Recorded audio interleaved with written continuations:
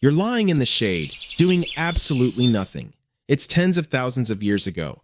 The sun's high, your belly's full from yesterday's hunt, and there is a long, slow afternoon stretching out in front of you with nothing that urgently needs doing.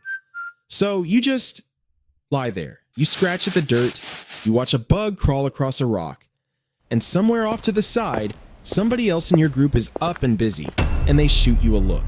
That look, the one that says, "Must be nice." So here's the question. Were there lazy people in ancient times? When every single day was supposedly a brutal grind for survival, was there ever a guy who just didn't feel like it? Who put things off, did the bare minimum, and took the longest possible nap in the shade? And the answer is yes. Obviously, yes. But here's the part nobody tells you. Being lazy might be one of the smartest, most ancient survival instincts you have. Your inner couch potato isn't a flaw. It's a finely tuned weapon 2 million years in the making. Let's start by killing the myth. We picture ancient life as nonstop dawn-to-dusk struggle, clawing for survival every waking second with zero downtime. And it just wasn't like that. A lot of the time, once the food was handled, there was nothing pressing to do. No emails, no chores lists, no boss tapping a watch.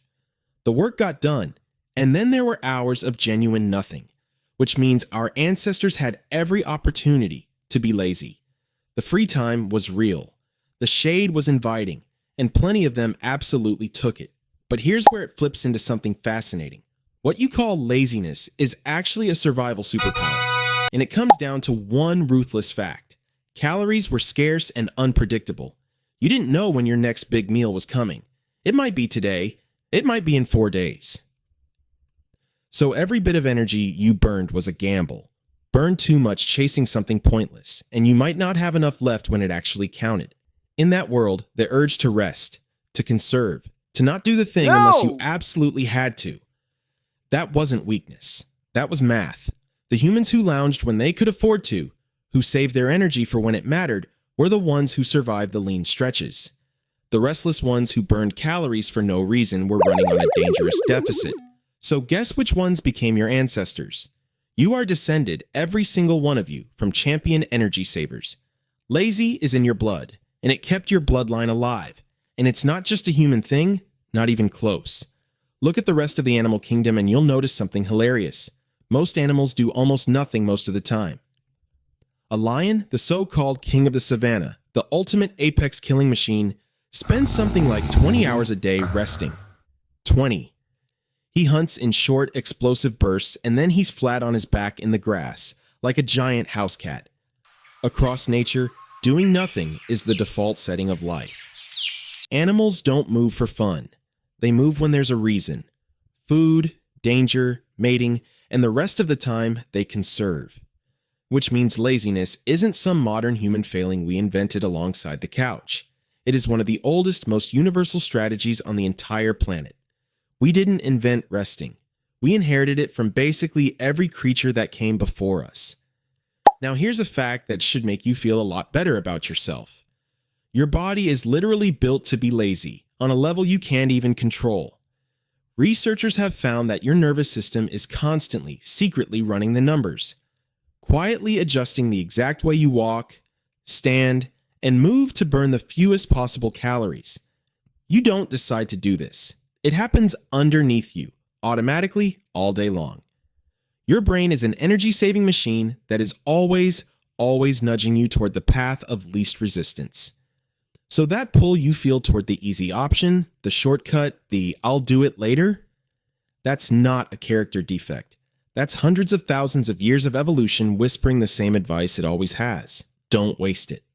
But, okay, let's be fair. There's resting, and then there's the other thing. The freeloader. The person who lets everyone else do the work and just coasts on their effort. Did that exist? Oh, absolutely. And here's the thing. Ancient groups despised it. When you live in a small band where everyone knows everyone and survival depends on sharing, a slacker who takes food without contributing is a genuine threat.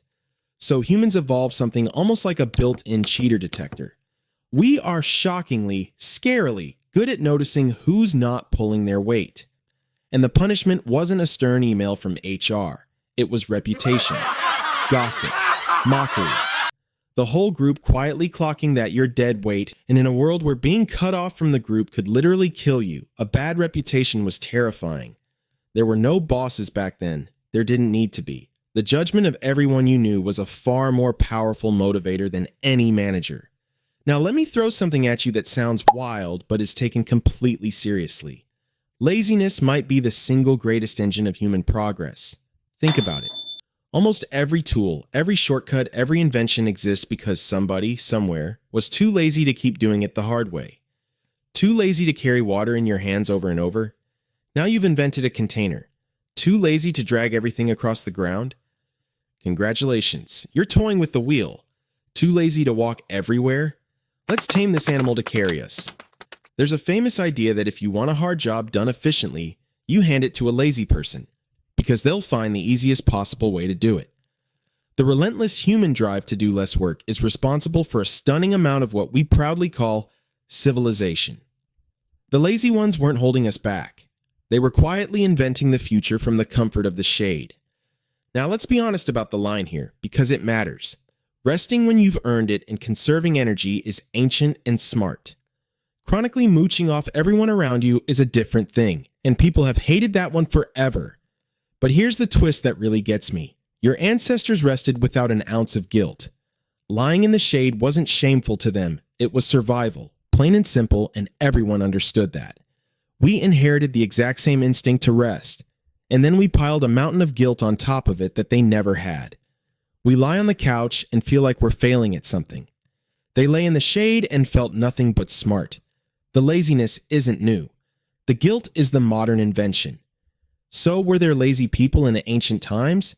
Of course there were, and thank goodness, because that instinct is the reason any of us are here.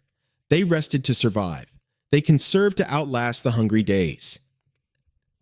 And the laziest, cleverest ones kept finding easier ways to live and dragged the whole species forward while barely getting up.